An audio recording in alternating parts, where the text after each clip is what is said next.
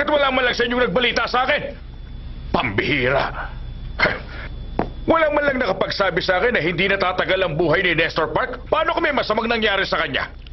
Wala nang chance ang Gumja Party at Dehan Group na magsanib. Ay, sumasakit ang ulo ko. Hindi ko maintindihan kung bakit gusto ng presidenteng ibalik ang Imperial Family. Marami namang problemang pwedeng ayusin sa bansang ito. Narinig ko pong nagpunta si Chairman Park sa Blue House ngayon. Talaga? Bakit? Nalaman ko po na may secret meeting sila ni President Kim. Halika. Hmm? Magpapunta ka ng mga tao doon para malaman ang pinag-uusapan nila. Isa po yung private meeting, sir. Talaga? Eh, ano ngayon? Paano pupunta doon ang staff? Hindi sila pwedeng pumasok sa loob. Inagalit mo talaga ako eh. Hindi ka ba nanonood ng sine? Nakakapasok nga ang mga spy sa loob ng White House kaya magagawa din natin yun. Gumawa ka ng butas sa pader o kaya gumapang ka sa loob ng kisame. O kaya naman eh, pumasok ka sa loob. Kausapin niyo ang presidente at tanungin niyo mismo siya. Maglalagay ako sa presidente? Tanga! Malala ka na! Umalis ka nga sa harapan ko! Umalis ka na! Mukhang masama ang loob ni Assemblyman Son ng Gyumja Party. Hinihintay niya talaga ang pagkakataon na siraan ako. I hope that you'll be here to be my shield.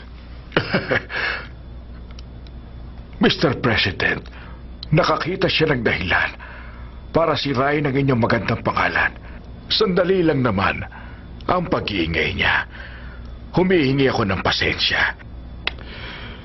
Nabalitaan ko na may sakit ka. Salamat po sa inyong pag-aalala. Pero ang isang taong tumatanda ay natutulad sa isang tuyong sanga na nasa malamig na lugar ng mundo. Pero hindi basta-basta nababali ang pinangako. Huwag kayong maglala sa akin. Matutupad na ang iyong inaasam, kaya kailangan ka pang mabuhay ng matagal. Alam ko po yun, Mr. President. Salamat po. Ano ng status ng restoration process? Ang lamig! Oh! Yung heater! Listen! Bakit ganun? Walang heater yung shower nyo. Kailangan mo magbayad ng additional $5. Ano? Nagpapatawa ka ba? Kinakausap kita. Buksan mo yung heater. Mamatay na ako sa ginaw dito. Dali, buksan mo na. Talaga? Kung hindi ka magbibigay ng $5, hindi ko bubuksan. Lalabas lang ako muna sandali. Pakisara na lang ang pinto. Ano? Bibili lang ako ng pandesal sa labas. Giniginaw na ako. Buksan mo na kasi. Teka. Pandesal? Saan ka kukuha ng pandesal? Di ba sabi mo walang convenience store dito? Wala nga. Sa sari-sari store lang ako bibili dyan sa may kanto. Ano? Hindi ka naman nagtatanong sa kamalay ko ba kung bumibili ka sa mga ganun. Ang alam mo lang naman puntahan mga department store at yung mga social na convenience store. Ah, Gusto mong sumama sa akin? 5 minuto lang yan mula dito. ano?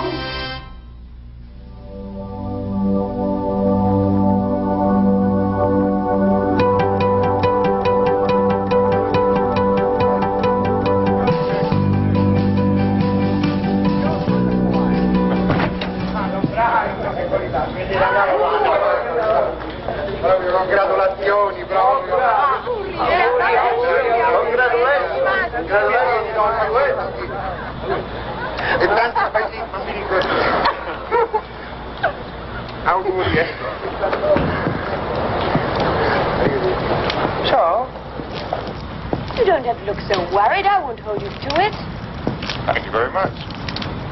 You don't have to be too grateful. Ay, huwag mong harangan yung screen. Nanonood ako. Maupo ka dito. Ang lamig-lamig, nasa labas ka. Ito ang one-of-a-kind home theater namin dito. Ang tawag ko dyan, Lizelle's Home Fantastic Theater. Talaga? Ayusin mo muna pronunciation mo. Arte. Idura mo yan. Idura mo yan. May bayad yan. Manood na lang tayo, pwede ba? Iba talaga ang feeling pag napapanood ko si Audrey Hepburn. Grabe, iba talaga ang ganda niya.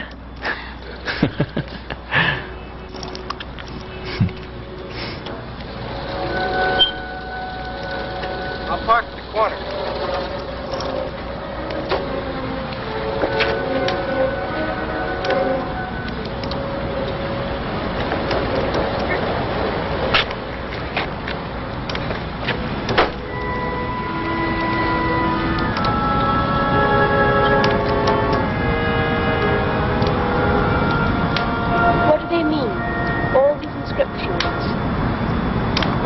represents a wish fulfilled. All started during the war when there was an air raid right out here. A man with his 4 children was caught in the street. They ran over against the wall right there for shelter, prayed for safety. Bombs fell very close, but no one was hurt. Later on, the man came back. Put up the first of the Biglang bumukas. Sandali lang, ah. Whenever their wishes are granted, they put up another one of these little plaques. Lovely story. Read some of the inscriptions.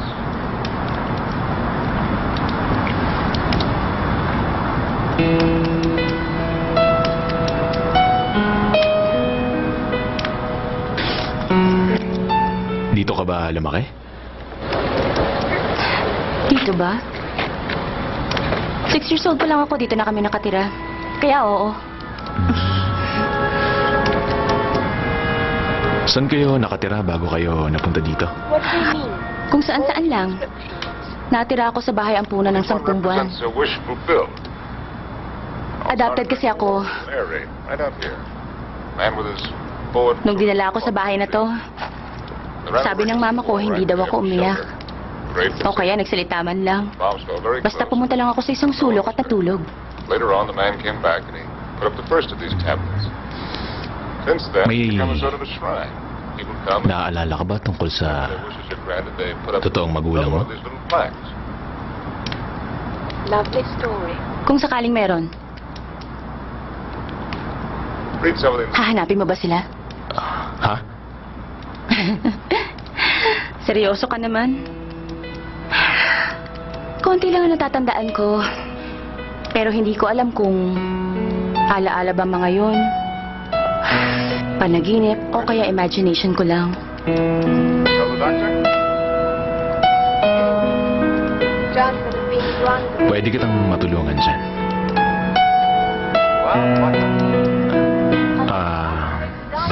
Isa akong diplomat, di ba? Mas madali kong mahanap ang totoong mga magulang mo. Sinabi niya sa akin, babalik siya. Sino? Yung papa mo. Hindi ko maalala ang itsura niya. Pero natatandaan ko yung sinabi niya sa akin. Babalikan kita. Si Papa. Babalik si Papa. Pero, naghintay ako ng matagal. Hindi yun nangyari.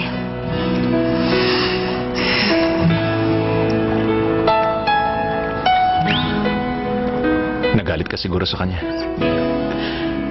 Gano'n naman talaga pag bata, di ba? Kahit hindi ka ampon, di ba? Hindi ka ba nagalit o kaya nagrebelde nung bata ka?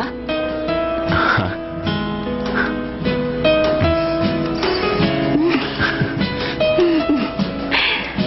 Di ba maganda ako pag nakangiti? Nagpa-practice akong ngumiti pag naaalala kong papa ko. Para kung sakaling magkita kami ulit, makikita niya yung smile ko.